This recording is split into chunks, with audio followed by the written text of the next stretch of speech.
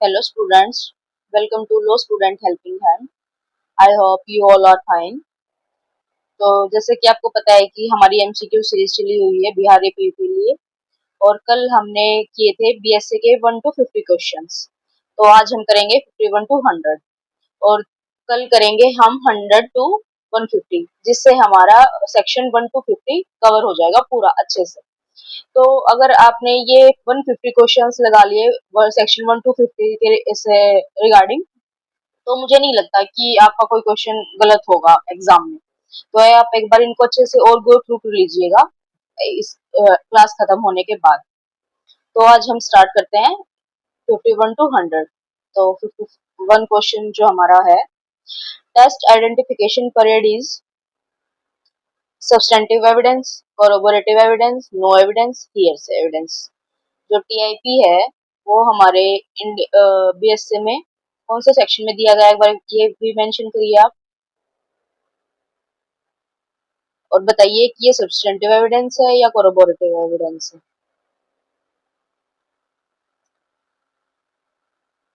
तो इसका आंसर है बी, ये कोरोबोरेटिव एविडेंस है।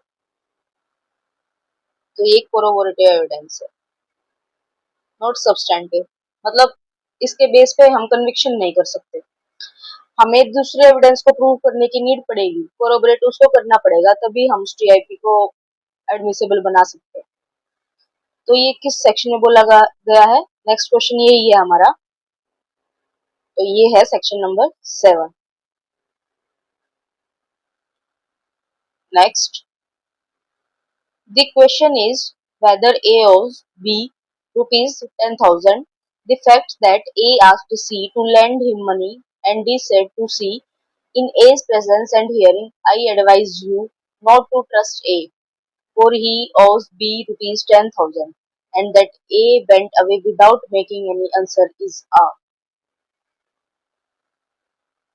बताइए क्या रेलिवेंट फैक्ट है, इररेलिवेंट फैक्ट है, fact in issue, none of the above है। आप ये भी मेंशन कीजिए कि कौन से सेक्शन नंबर की इलस्ट्रेशन है और हमें ये क्या शो कर रही है कि जो ए है वो बिना कोई आंसर दिए वहां से चला गया। तो ये क्या शो करता है हमें, ये हमें शो करता है कंडक्ट। जब ए बिना बताए वहां से गया है तो ये इसने क्या किया, इसका कंडक्ट है ये। तो ये इसका रेलिवेंट फैक्ट है।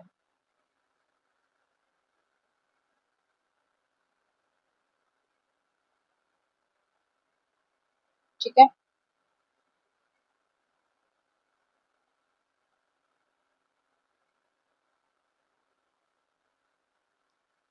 नेक्स्ट है, X is prosecuted for the murder of Y. During trial, evidence is adduced that X and Y had verbal altercation in which accused has threatened to kill Y. The fact that soon after the threatening statement, X has purchased same knife which was used to stab Y is admissible as of BSA.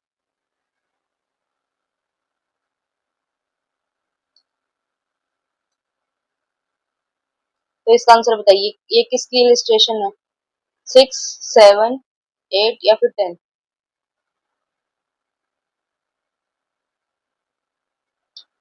तो ये भी क्या show कर रहा है हमें कि X has purchased the same knife which was used to stab.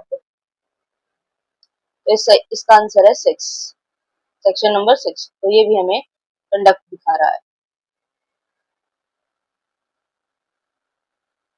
Next question, under which section of BSA the conduct of the accused is relevant. तो जब हम ऊपर कंडक्ट की बात कर रहे हैं तो और कंडक्ट किस सेक्शन में है, 6 में। Next, which one of the following is not inclusive in section 6 of the BSA for relevancy। तो जो हमारा सेक्शन 6 है वो किस किस की बात करता है, इसके लिए एक ट्रिक भी है, आप उसको रेफर कर सकते हैं, PCM, preparation, conduct and motive. तो इस जो इंटेंशन है इसको हम एलिमिनेट करेंगे, ये इसमें नहीं है इंक्लूसिव। ये 3 है, motive, preparation and conduct, PCM. आप इसको रेफर कर लें, याद रहेगा आपको। Next, any fact constituting a motive और preparation for any fact in issue, कि कोई फैक्ट जो कॉन्स्टिट्यूट कर रहा है मोटिव और प्रिपरेशन किसी भी फैक्ट इन इशू से रिलेटिंग, तो क्या है? जब हम ऊपर बात ही कर रहे हैं कि प्रिपरेशन है, मोटिव है, कंडक्ट है, तो क्या है? रेलिवेंट है। तो सही आंसर इसका रेलिवेंट फैक्टर होगा। नेक्स्ट है, in which of the following cases hearsay evidence is not admissible. आपको पता है बीएसए में हियरसे एविडेंस कहीं भी डिफाइन नहीं है, लेकिन एडमिसिबल है कुछ एक्सेप्शंस में। तो इसमें वही दिया गया है कि एक्सेप्शन भी दिए गए हैं, लेकिन किसमें एडमिसिबल नहीं है। तो इसके ऑप्शन है, statement of expert expressed in treatise if the author is dead or cannot be found, ये इसमें तो है हियरसे एविडेंस है। Where eye witness told the fact to another person statement of that person, ये बताइए है कि कोई भी आई विटनेस है वो बोलता है कि मैंने किसी और से सुना है, मैंने किसी और को देखा है, तो वो है या नहीं है। नेक्स्ट है, this statement is of deceased person when it relates to cause of his death, ये तो डाइंग डिक्लेरेशन में आ गया कि कोई भी डिसीज्ड पर्सन है वो अपनी जो डेथ का कॉज है वो खुद बता रहा है, तो वो तो डाइंग डिक्लेरेशन है। If this statement is a part of transaction in issue, तो ये भी आ गया, तो इसका सही आंसर है बी। क्योंकि हियर से एविडेंस के लिए जो मेन है वो यही है कि जो हम खुद अपनी आंखों से देखते हैं वही जाके हम बताते हैं, ये नहीं कि मेरे को उसने ये बताया था तो वो हम उसको एडमिसेबल करा रहे हैं तो कोर्ट इसको एडमिसिबल नहीं करेगा। हियर से एविडेंस मस्ट से कि हमने जो सुना वही हमने बताया, तो इसका सही आंसर बी होगा। Next, a fact is relevant, कब होंगे fact relevant? If it is mentioned in the pleading, if it is mentioned in the document relied by any of the parties, it is connected with the fact in issue as to form part of the same transaction, तो बताइए कब होंगे? The right answer is C.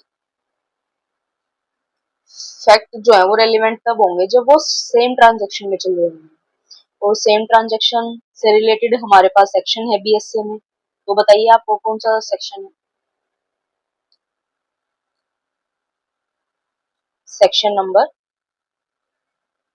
4, relating to rest register. Next question हमारा यही है कि rest register applicable वो किन केसेस में है? Civil cases, criminal cases, civil as well criminal. इसका आंसर है civil as well as criminal.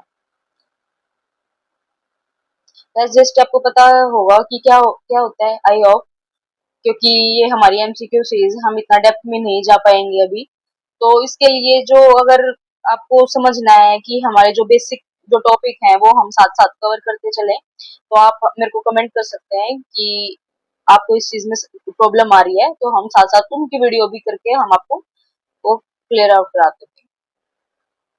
Next is the criteria for rest register, कि जो रेस्ट रजिस्टर का क्राइटेरिया है वो कहाँ कहाँ तक है? proximity of time and place, community of purpose and continuity of action, कि ओनली टाइम एंड प्लेस पे चलेगा, पर्पस और एक्शन, तो जो हमारा रेस्ट रजिस्टर है वो तीनों पर काम करेगा, तो ये है ऑल ऑफ द अबव। इसमें कंफ्यूजन हो सकती है आपको ओनली टाइम एंड प्लेस देख के, बट इसका जो करेक्ट आंसर है वो डी है। नेक्स्ट है, relevancy is question of law and can be raised at any time, question of law but can be raised at first opportunity, question of law which can be waived और question of procedure which can be waived. तो इसका answer बताइए कि relevancy कब हम raise कर सकते हैं, कि क्वेश्चन ऑफ लॉ है या क्या है?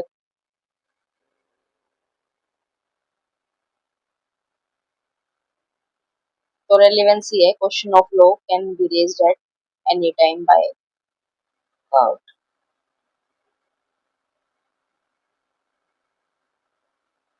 Next question, this section of BSA define relevant, जो रेलिवेंट है वो किस में बताया गया है, जो हमारे बीएसए में है अभी ये जो डेफिनेशंस हैं उनके क्लोजेस जो है वो सारे चेंज कर दिए हैं। तो आपको बहुत अच्छे से इनको पढ़ के जाना है पेपर में, क्योंकि जो डायरेक्ट क्वेश्चन है और सेक्शन बेस्ड क्वेश्चन है वो 101% बहुत रेलिवेंसी रखते हैं अब एग्जाम के अंदर, क्योंकि सब कुछ जब नया चेंज हुआ है तो यहाँ से क्वेश्चन आने की जो प्रोबेबिलिटी है वो बहुत ज्यादा है।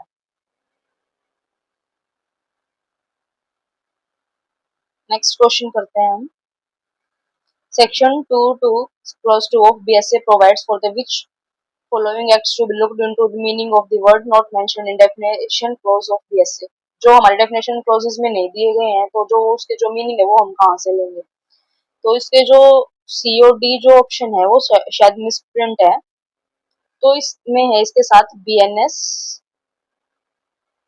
और इसका ऑप्शन नेक्स्ट होगा ऑल ऑफ द अबव। तो ये सारे होंगे IT, BNSS और BNS। Next question. A is tried for the murder of B by beating with a club with the intention of causing of his death. At A's trial, which one of the following is not fact in issue? जो ये है वो trial हो रहा है अपने murder के लिए, उसने बी का मर्डर किया है उसको मार के विद द क्लब लाठी से, कि उसकी जो इंटेंशन थी उसको मारने की ही थी, लेकिन इसमें कौन सा फैक्ट इन इशू नहीं है। A is beating with B with the club, ये तो उसने ऊपर मेंशन कर दिया। ए कन्वर्सेशन विद सी, उसकी सी के साथ बातचीत क्या हुई थी। A causing B death with club, ये भी ऊपर मेंशन है। A intention to cause B death, ये इंटेंशन भी उसके ऊपर मेंशन है। तो इसका राइट आंसर क्या हो जाएगा, बी। उसने बी का मर्डर किया है तो उसमें सी का उसमें ऊपर कोई भी मेंशन नहीं है, तो इसका आंसर सी हो जाएगा। Next, which section of BSA define fact in issue. BSA का कौन सा जो सेक्शन है वो फैक्ट इन इशू को डिफाइन कर, answer is C, G, clause G. Next question is that there are certain objects arranged in a certain order in a certain place. That is, it is a fact, opinion, document, and motive. Answer is a fact. Next, under the Evidence Act, fact means factum probandum, factum probans.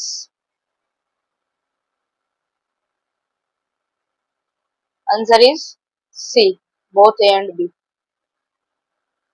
Next, this section of BSA defines fact. Fact किस में बताया गया है, clause 1F। आप इसको ऐसे भी याद कर सकते हैं, फैक्ट, फैक्ट से एफ से, और किस में डिफाइन किया गया, एफ में। Next, an evidence sought through unfair means. जो एविडेंस हमने अनफेयर मीन्स से लिया है क्या वो एडमिसिबल है या नहीं है, या फिर डिस्क्रिप्शन ऑफ कोर्ट से हो सकते हैं, या वैलिड ही नहीं है। तो इसका आंसर क्या होगा, answer is admissible if relevant. अगर वो रेलिवेंट है तो वो एडमिसिबल होंगे, ऑल्दो वो अनफेयर मीन से लिए गए हैं या फेयर मीन से लिए गए हैं, दैट इज नॉट कंसिडर्ड। तो answer is B. Next, circumstantial evidence must satisfy the following test. जो सर्कमस्टांशियल एविडेंस है क्या सेटिस्फाई करता है, आपको पता है कि सर्कमस्टांशियल एविडेंस जो है वो हमारे बीएसए में कहीं डिफाइन नहीं है, ऑल्दो हम उसको कंसिडर करते हैं। कैसे, कोर्ट ये कंसिडर करता है कि जो ऑफेंस हुआ है उसमें क्या क्या सर्कमस्टांसेस हुए हैं, अगर वो उससे कनेक्टेड है या कहीं उसकी रेलेवेंसी रखते हैं, तो जो कोर्ट है वो सर्कमस्टांसेस को कंसिडर करता है और उसके बेस पे हम उस केस को देखते हैं कि उसके अंदर क्या प्रोबेबिलिटी बन रही है। ठीक है, तो इसके जो ऑप्शन है, दी circumstances from which an inference of guilt is to be drawn must be cogently and firmly established. Those circumstances should be a definite tendency pointing towards the guilt of the accused. These circumstances taken collectively should form a chain so complete that there is no escape from the conclusion that within all human probability the crime was committed by the accused, and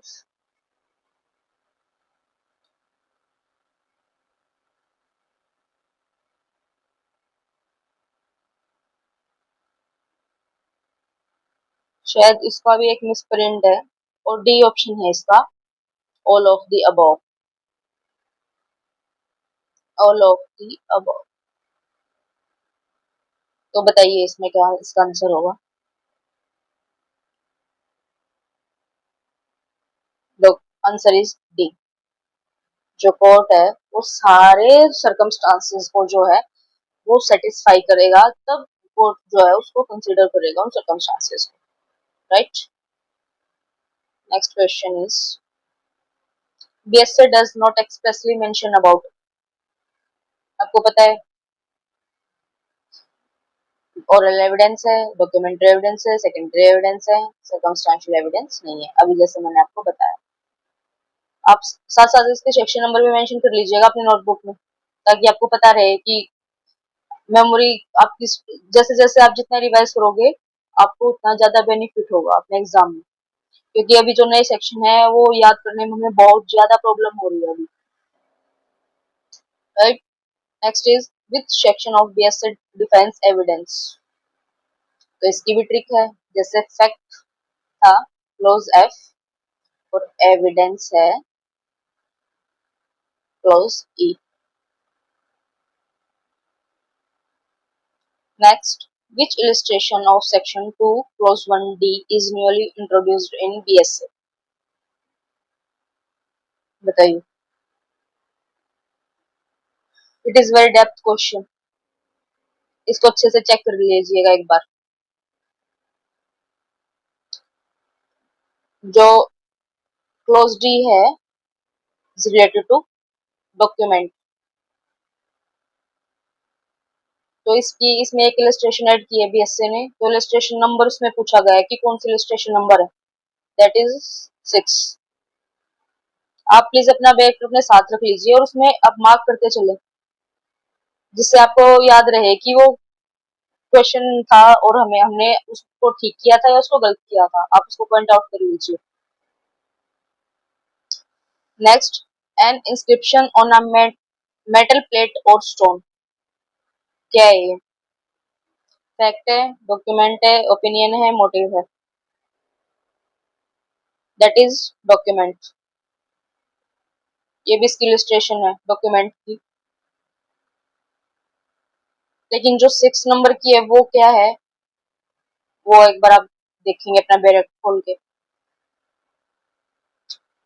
next is 76, which section of BSA defence document. अभी मैंने ऊपर आपको बताया D. तो ये बहुत सारे जो डेफिनेशन है आप उसको बहुत ट्रिक से याद कर सकते हैं। Fact F, evidence E, document D।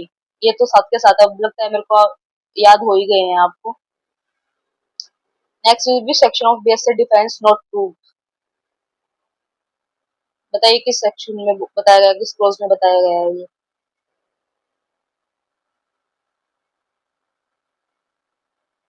I think जो ये हाँ ये नॉट करेक्ट, तो आप 77 और 78 को एक बार स्किप कर दीजिए, हम चलते हैं next. Which section of BSA defines is proved. बताइए 79।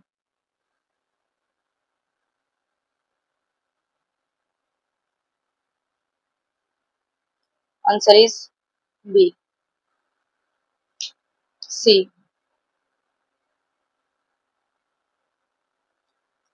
डिस्प्रूव्ड बताया गया है क्लोज सी में, और नॉट प्रूव्ड बताया गया है आई में। यहाँ पे आप लिख लीजिए क्लोज आई में नॉट प्रूव्ड बताया गया है, ठीक है। Next is which section of BSA defines shall presume.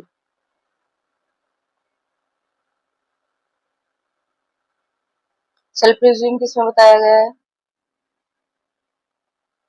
L, ये एल है।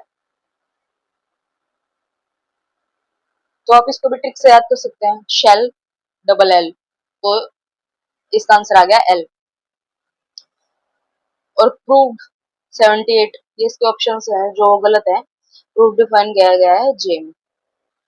तो आप एक बार मेरे साथ रिवाइज कर सकते हैं, जैसे fact F, evidence E, document D, shall presume L. ये तो मेरे हिसाब से याद हो गया। डिसप्रूव साउंड किसकी आ रही है? सी, डिस, तो क्लोज सी। आप ऐसे करके इनको याद कर लीजिए, आपके लिए ये बहुत ज्यादा बेनिफिट होंगे। Next is 81, whenever it is provided in the BSA that the court may presume a fact, it is may presume a fact. Whenever it is provided in the BSA that the court may presume a fact, जब court किसी चीज को presume करता है, उसकी description होती है कि वो उसको प्रिज्यूम करे या ना करे, राइट? तो इसका आंसर क्या हुआ?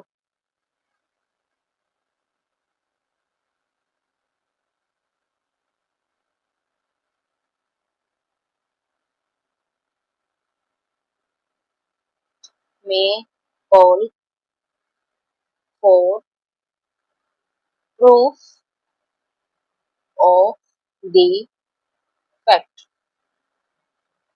कि जो कोर्ट है उसकी डिस्क्रिप्शन है कि वो पार्टी को वो फैक्ट प्रूव करने के लिए बुला सकती है। कोर्ट बाउंड नहीं है, कोर्ट ओनली प्रिज्यूम कर सकती है, और जो फैक्ट है वो कंक्लूसिव प्रूफ नहीं है।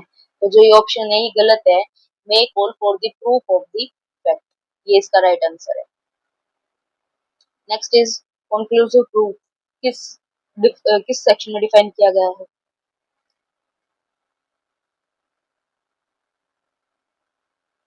The answer is B, clause B, conclusive proof. Next is court, court किस में डिफाइन किया गया है? फर्स्ट। सबसे पहले कहाँ से एविडेंस स्टार्ट होते हैं? कोर्ट से। तो फर्स्ट जो है वो हमारी कोर्ट है, ऐसे इसको याद कर सकते हो आप। CBSE has been divided into dash parts and dash chapter. कितने पार्ट्स हैं और कितने चैप्टर हैं बीएसई में? बताइए इसका आंसर। That is 4 part and 12 chapter. भारतीय शिक्षण अधिनियम is enforced from, I think ये तो सबको पता होगा, 1 जुलाई 2024। Answer is A. Next, section 50 explanation define character as including. जो हमारा सेक्शन 50 है वो कैरेक्टर है से रिगार्डिंग है, उसमें क्या बताया गया? रेपुटेशन या डिस्पोजिशंस।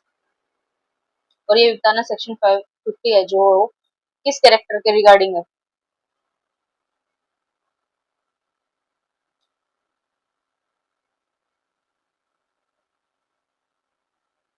Answer is C, both. Next, under section 49 BSA a previous conviction is, ये तो शायद हमने लास्ट क्लास में भी डिस्कस किया था कि प्रीवियस जो कन्विक्शन है वो रेलिवेंट है या नहीं है। Answer is B, relevance as evidence of bad character.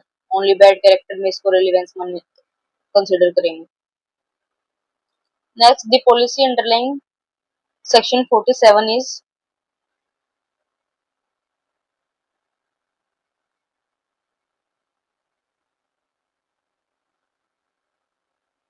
बताइए। जो सेक्शन 47 है वो किससे रिलेटेड है?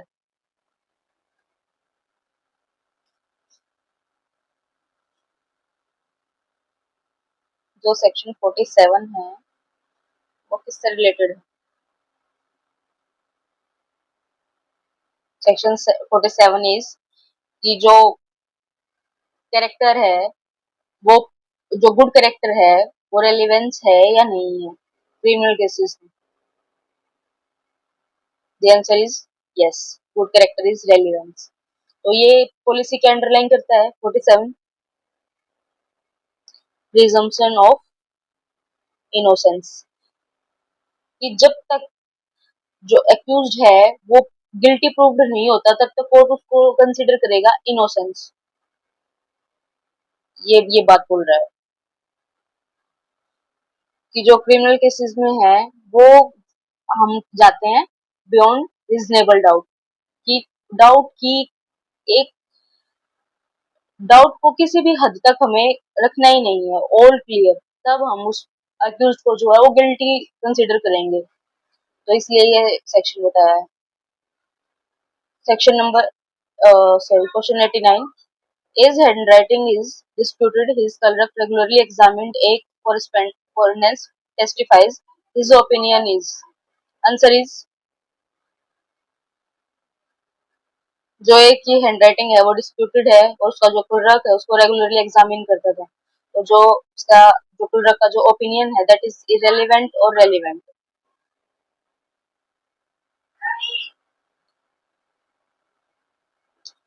That is relevant,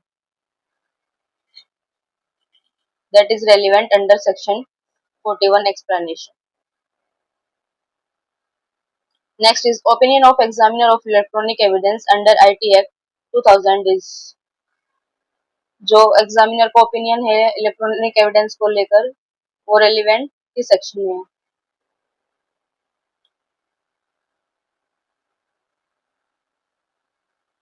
answer is relevant under 39 close two of BSc. ये हमने लास्ट क्लास में भी किया था, लेकिन जो ये क्वेश्चन है उससे थोड़ा अलग है।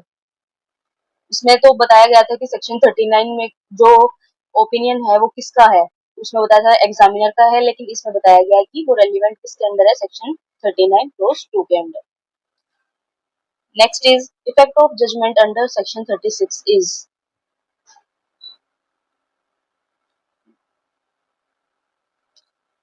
जो 36 की जो जजमेंट है जिसमें अंडर सेक्शन 36 जो जजमेंट होती है वो क्या है, कंक्लूसिव प्रूफ है, रेलिवेंट बट नॉट कंक्लूसिव है, इररेलिवेंट है, या binding on stranger,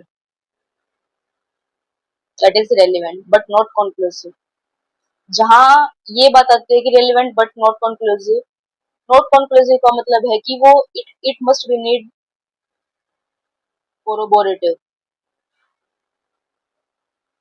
it must be need कोरोबोरेटिव।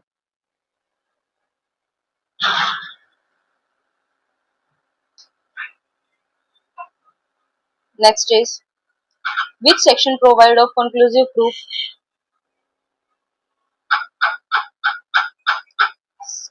किस सेक्शन में बताया गया है कि conclusive proof, 35, answer is section 35।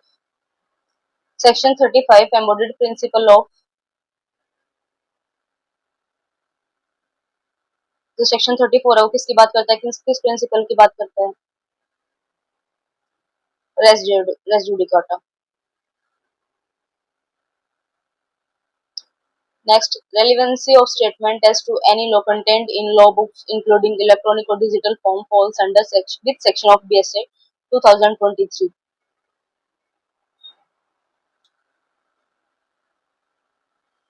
Section number 32।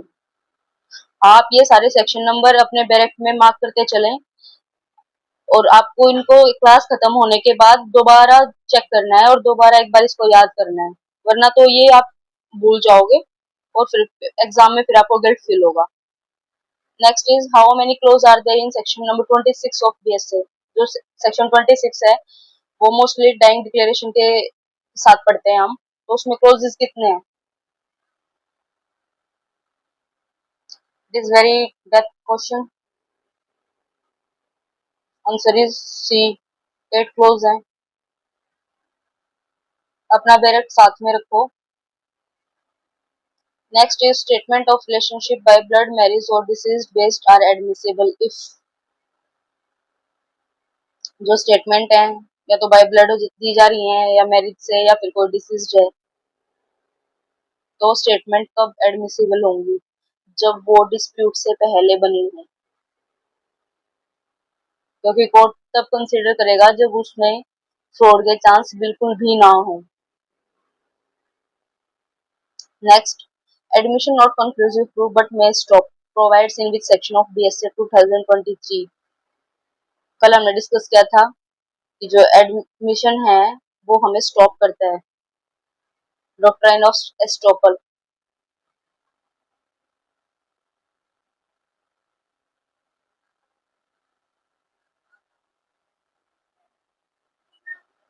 ये किस सेक्शन में है? Section number 25। Next, A, B and C are jointly tried for dacoity. A's confession implicates himself and B. Can court consider it against B? जो ये तीनों है वो jointly tried है dacoity के लिए, और जो A's है वो confession करता है साथ में B को भी, लेकिन क्या कोर्ट B को कंसिडर करेगा?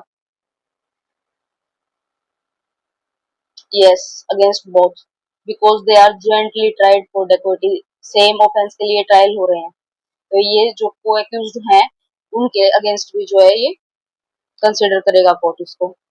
Next, A tried for theft tells police in custody I stole ornaments and buried them under tree।